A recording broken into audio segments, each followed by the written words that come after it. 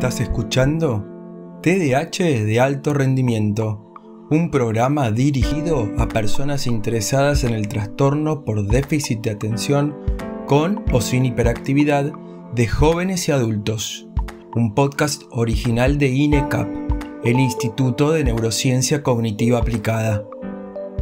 Hoy vamos a hablar del gran problema que nos encontramos en un grupo de pacientes que consultan buscando un diagnóstico de trastorno por déficit de atención y en realidad lo que sufren es un trastorno del espectro autista que puede presentarse como autismo atípico, TEA de alto funcionamiento o síndrome de Asperger. Exacto. La confusión diagnóstica es muy lógica porque en los trastornos del espectro autista hay un trastorno por déficit de atención, pero un tipo muy específico que nosotros llamamos TDA atípico. Nosotros creemos que un grupo grande de personas que se han autodiagnosticado como TDA en realidad sufren un trastorno del espectro autista. Sí, se me ocurrió hacer este episodio después de la última consulta que tuvo María conmigo, la vamos a llamar María, en la que curiosamente comprobamos que retirar el Concerta, medicación específica para el trastorno por déficit de atención con hiperactividad, no le había generado ninguna desmejora. E incluso al revés, se sentía más calma y enfocada en algunas tareas. Desde el paradigma del TDAH, esto no tendría explicación. TDAH convencional, sin medicación, no mejora significativamente, y menos aún si se le saca la medicación. Ahora bien, desde lo que es el trastorno por el espectro autista, esto es completamente lógico. Su déficit de atención, en realidad, es muy específico.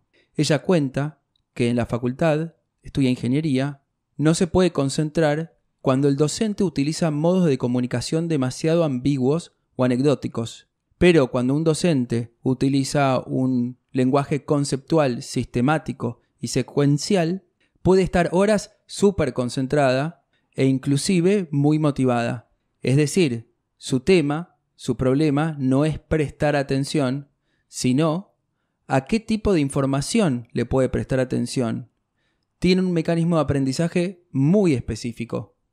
Vamos a describir en forma breve una de las teorías acerca del autismo, la que es más relevante cuando hablamos de déficit de atención. Al igual que en el TDA clásico, esta teoría habla de lo que es la disfunción ejecutiva.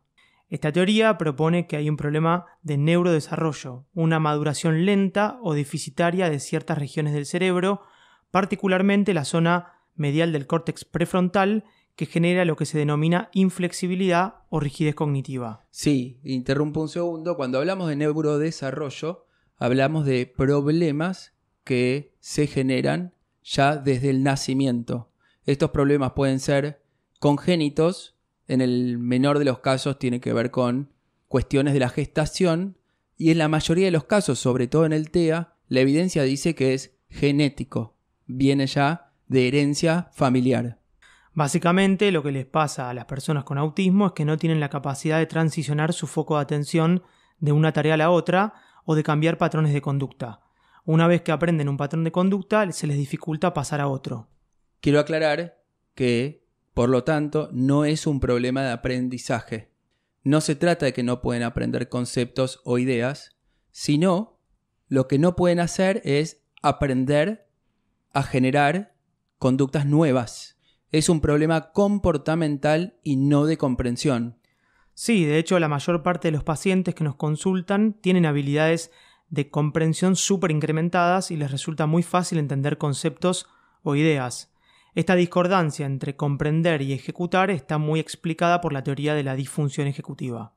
Sí, y de hecho, esta discordancia que tienen los pacientes respecto de su nivel de inteligencia para comprender genera muchísimo problema social porque normalmente no son entendidos. Porque desde el punto de vista de los modelos sociales tradicionales, la gente cuando comprende, aplica, pero el cerebro no funciona así.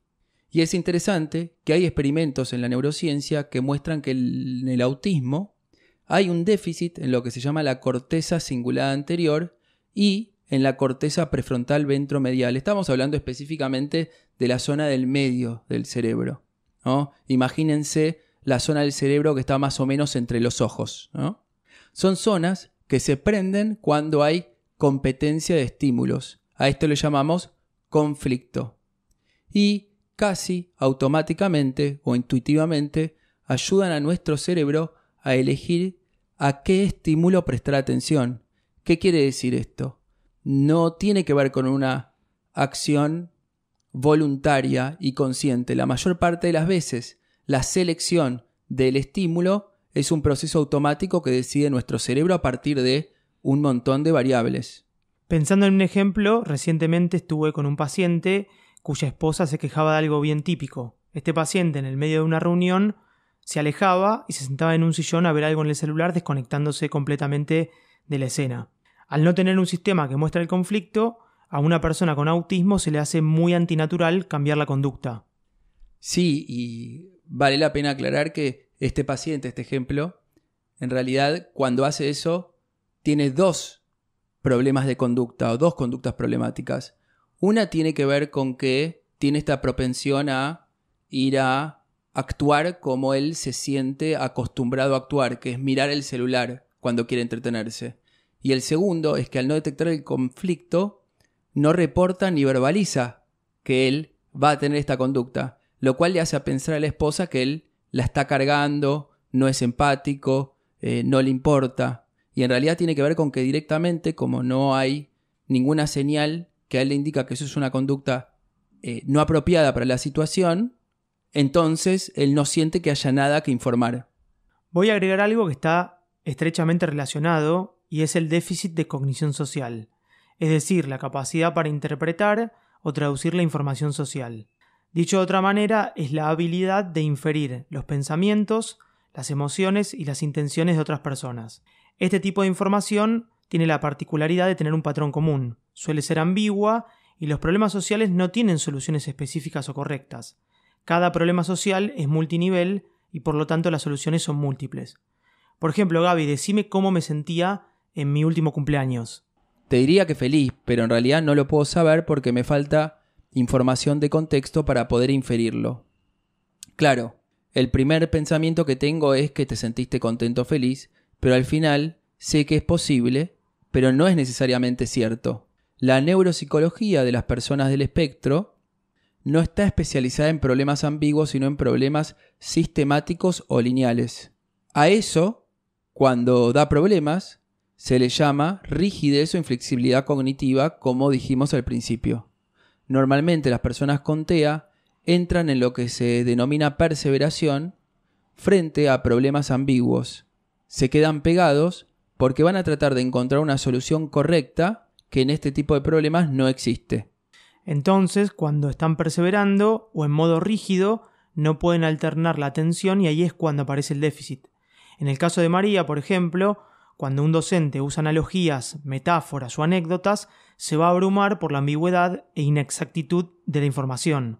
Su mente se va a desconectar pensando y reverberando respecto de esa información.